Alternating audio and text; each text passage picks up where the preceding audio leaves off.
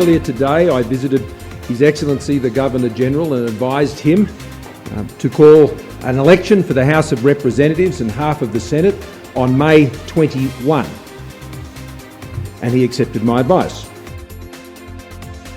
Tonight, Australia decides the federal election looms as fallout continues from Scott Morrison's interview with 6 News, the PM claiming that the media has taken him out of context. We've got archived video that may just disprove what he said. It's Sunday the 10th of April. You're watching 6 News also tonight.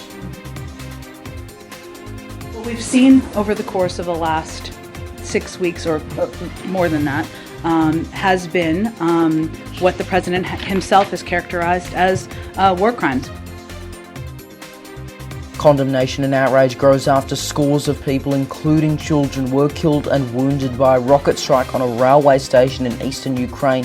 The White House saying it was another horrific atrocity from Russia as the death toll rises. And later, Hillsong founder Brian Houston hits out at the church after his wife Bobby Houston was reportedly made redundant just weeks after he resigned from the church that he co-founded. Good evening, everyone. Thanks for tuning in. Also coming up tonight, we'll preview 3 programs coming up in regards to our political coverage, including 2 major interviews. That is all coming up a little later, so do stay tuned for that.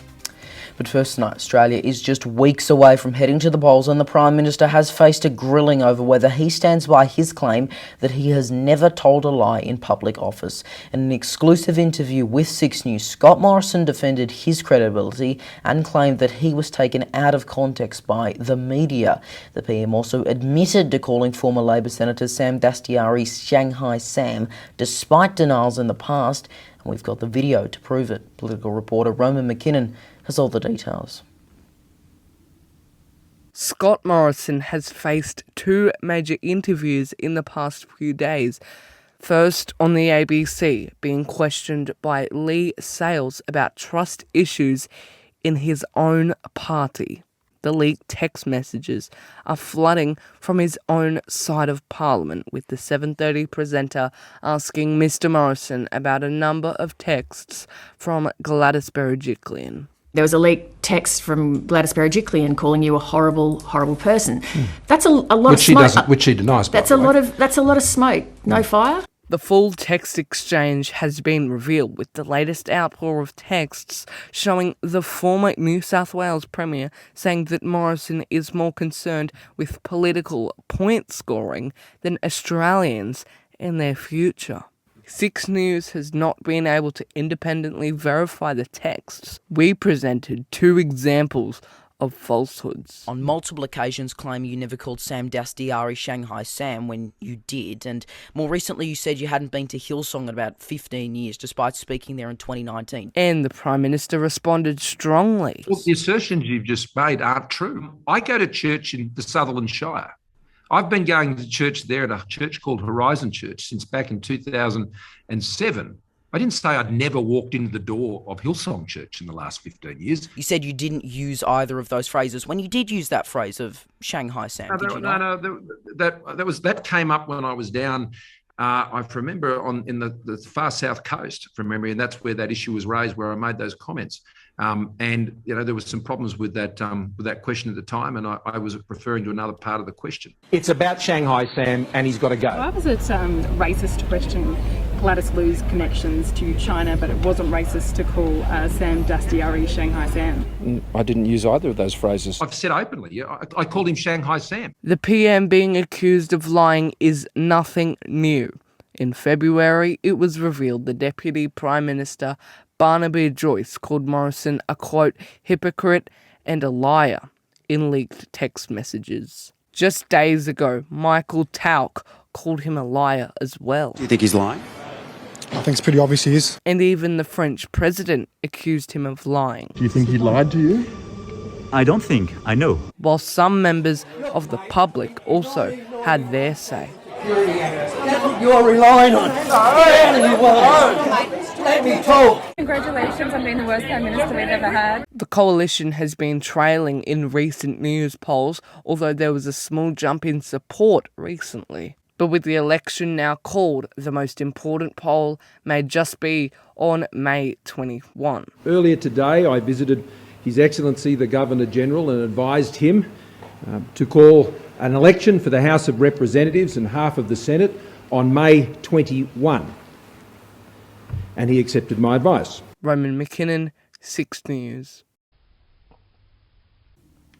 And just before we move on, a reminder that 6 News is almost entirely viewer-funded, meaning your support counts. You can help keep us independent by donating just $4 a month or a custom amount higher of your choosing on Patreon, which will also get you exclusive benefits and early access to major announcements. Head to patreon.com/6newsau. Meanwhile, Sydney Airport has apologised to passengers amid lengthy delays for people trying to get away for the Easter school holidays break. Some people have claimed that they have waited 2 hours to check in for flights, with the ABC reporting that major airlines Qantas, Jetstar and Virgin say the holiday period will likely be the busiest since before the pandemic. Viral video has shown large crowds of people waiting to get through both security and check-ins. Staffing issues linked to close contact isolation rules have been partially blamed for the chaos.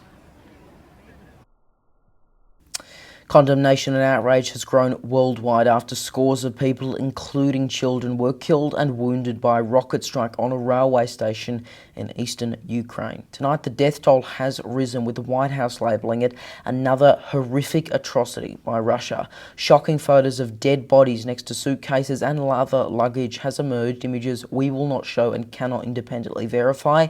Reporter Lincoln Holmes has more. A scene of horror. Bodies lying next to luggage outside a railway station in eastern Ukraine. The station was the target of a Russian missile attack. Shocking images of the aftermath of the attack have emerged online. The images cannot be independently verified by 6 News and are too graphic to show.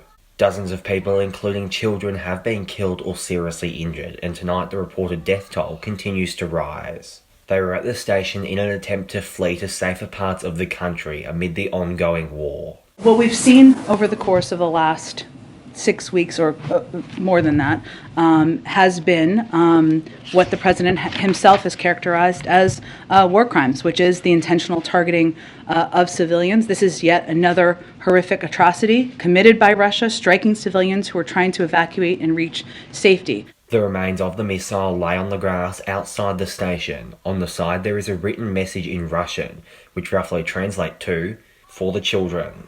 Only hours after the attack, Russian authorities denied all responsibility and reported suggesting that Ukraine bombed its own station. British Prime Minister Boris Johnson today met with the Ukrainian president, promising to provide more than $130 billion in military equipment to Ukraine.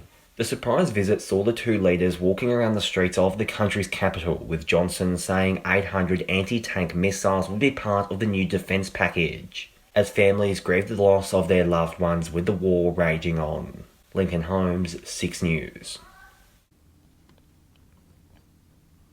Staying overseas, Mimi Reinhardt, the woman who drew lists for Oskar Schindler that helped save hundreds of Jews during the Holocaust, has died. The ABC reports that in her role as Mr. Schindler's secretary, Ms. Reinhardt drew up the list of Jewish workers from the city of Krakow in Poland who were recruited to work at his factory, ultimately saving them from deportation to Nazi death camps. Oskar Schindler died in 1974, while Ms. Reinhardt moved to the US after World War II, then to Israel in 2007.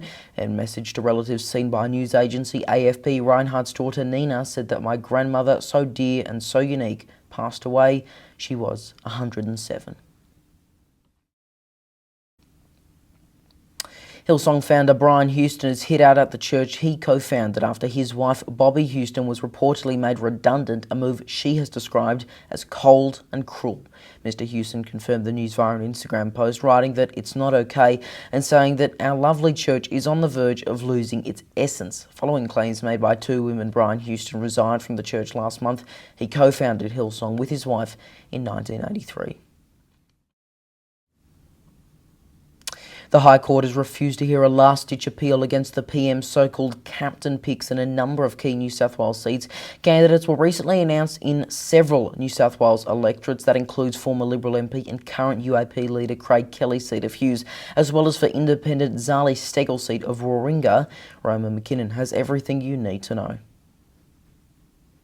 Prime Minister Scott Morrison won his court hearing to handpick the 9 New South Wales candidates for the upcoming election. The Liberal candidates now have to work twice as hard as their opponent if they want to claim victory. Several of these candidates are fighting for key electorates, which could decide who is in government. In Hughes, south of Sydney, the Liberals have held it for years, and it was previously held by Craig Kelly. Of course, now Craig Kelly is the leader of the United Australia Party after he resigned. The new Liberal candidate will be lawyer Jenny Ware, and Labor's candidate is school teacher Peter Sembalis. In Parramatta, local member Julie Owens resigned, so Labor hopes new candidate Andrew Charlton, who is an advisor for former Prime Minister Kevin Rudd, can get them across the line. He will battle with Liberals candidate Maria Kovacic, who is from Western Sydney in the long-time seat of Warringah. It's definitely a key seat. Former Prime Minister Tony Abbott held the seat for 25 years before independent Zali Steggall won in 2019. This time around, the Liberal candidate will be local Catherine Deves, who in fact supported Zali Steggall in the last election. Now she's up against her. No doubt these choices will have a big impact on how this election will turn out. But has he done enough to keep the keys of the lodge and spend another term as Prime Minister? The sports celebrations have continued after Adelaide defeated Melbourne to win their third AFLW Grand Final. The final score was 4-5-29 to 2-4-16. Despite a strong third quarter contest from Melbourne, the Crows remained dominant throughout the entire match, kicking a final goal just minutes from the final siren in that fourth quarter. This is Adelaide's third premiership in 6 seasons after wins in 2017, 2019 and now, of course, 2022.